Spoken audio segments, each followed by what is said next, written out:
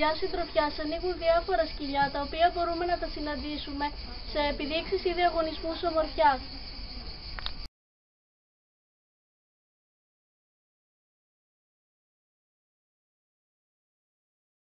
Το κύριο χαρακτηριστικό των Bulldog είναι ότι είναι ράτσα πιστή παρά την ξεροκεφαλιά της.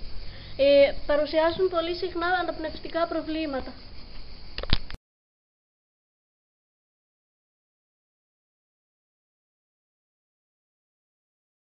Ο πρωταρχικός στόχος των Σνάουζερ είναι να ευχαριστούν το αφεντικό τους.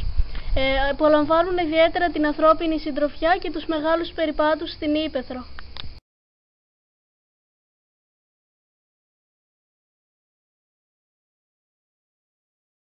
Ήσυχο σκυλί με εξαιρετική σωματική αντοχή, άφθονη ενεργητικότητα, πέρα από την εντυπωσιακή του εμφάνιση.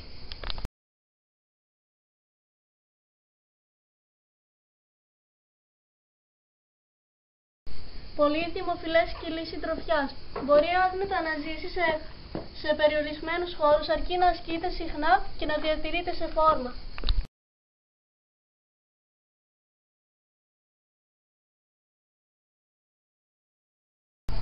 Είναι εξαιρετικό σκυλί συντροφιάς, αλλά θα πρέπει να έχει κυρίαρχο αφέντη, γιατί κάποιες φορές δεν δέχεται εντολές με υποτακτικό τρόπο.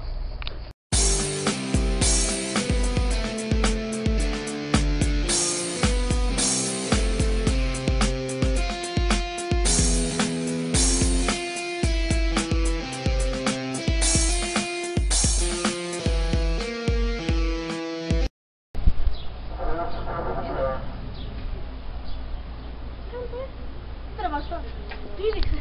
Μπράβο, αγόρι μου.